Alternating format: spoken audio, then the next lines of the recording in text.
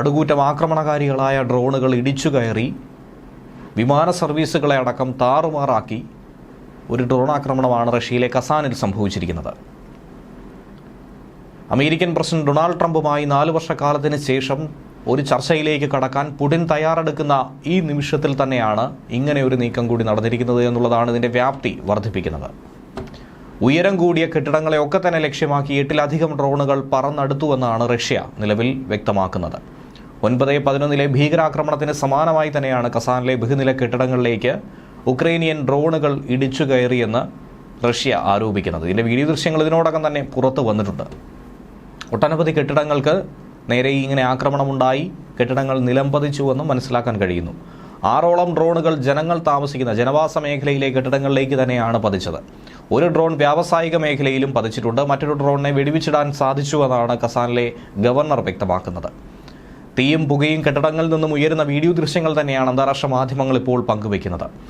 ഈ ആക്രമണത്തിന് പിന്നിൽ ഉക്രൈൻ തന്നെയാണെന്നുള്ള ആരോപണവുമായി റഷ്യയും രംഗത്ത് വരികയാണ്. ആക്രമിക്കപ്പെട്ട കെട്ടിടങ്ങളിൽ നിന്നും ആളുകളെ കസാൻ അധികൃതർ വളരെ വേഗത്തിൽ ഒഴിപ്പിച്ചുകൊണ്ടിരിക്കുകയാണ്. കസാൻ വിമാനത്താവളങ്ങളിലും ഇങ്ങനെ ഒരു ഭീകരാക്രമണ ഭീഷണി നിലനിൽക്കുന്നത് കൊണ്ട് താൽക്കാലികമായി അവയെ അടച്ചിട്ടിരിക്കുന്നു. മോസ്കോയിൽ നിന്നും 800 കിലോമീറ്റർ അകലെയാണ് കസാൻ എന്ന് പറയുന്നത്. കസാൻ വിമാനത്താവളത്തിൽ നിന്നുള്ള സർവീസുകളൊന്നും തന്നെ തൽക്കാലത്തേക്ക് പറന്നുയരണ്ട, ഒരു വിമാനവും പറന്നെടുക്കണ്ട എന്നുള്ള നിർദ്ദേശം നൽകി കഴിഞ്ഞിട്ടുണ്ട്. കഴിഞ്ഞ ദിവസമായിരുന്നു റഷ്യ 113ഓളം ഡ്രോണുകൾ ഉക്രൈനിലേക്ക് അയച്ചുവെന്ന ആരോപണവുമായി ഉക്രൈൻ രംഗത്ത് വന്നത്.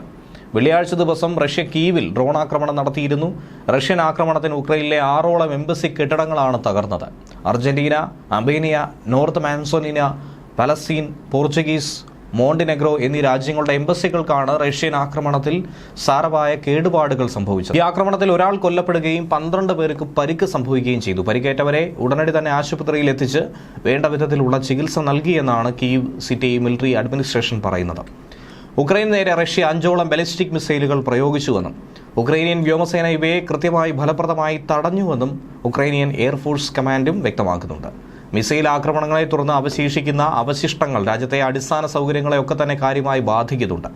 മിലിറ്ററി അഡ്മിനിസ്ട്രേഷൻ പുറത്തുവിട്ട വിവരം അനുസരിച്ച് അതിർത്തി പ്രദേശമായ ക്രുക്സിലെ റിൽസ്ക് പട്ടണത്തിൽ ഉക്രൈൻ റഷ്യയെ തിരിച്ചടിക്കുന്ന ഒരു നീക്കമുണ്ടായി. ആ ആക്രമണത്തിൽ 6ഓളം പേർക്ക് ജീവൻ വെടിയേണ്ടി വന്നിരിക്കുന്നു. ഏതാനും ചിലർക്ക് പരിക്ക് സംഭവിക്കുകയും ചെയ്തു.